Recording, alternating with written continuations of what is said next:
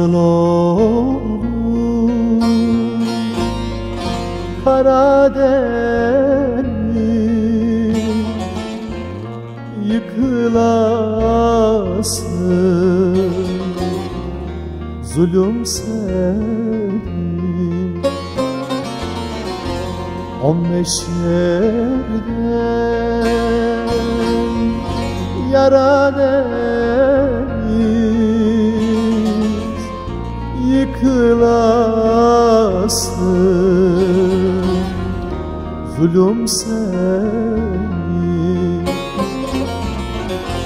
15 yerden yara deniz yıkılasın zulüm senin.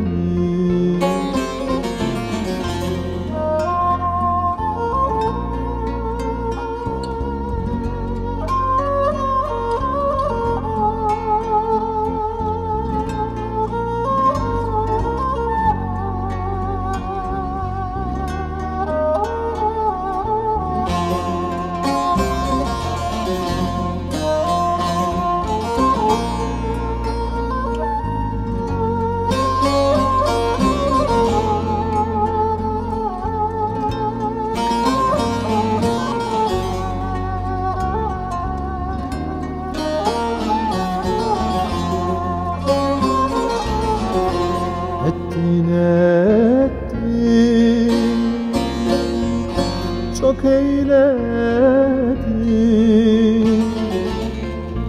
özgürlüğün yok eyledin.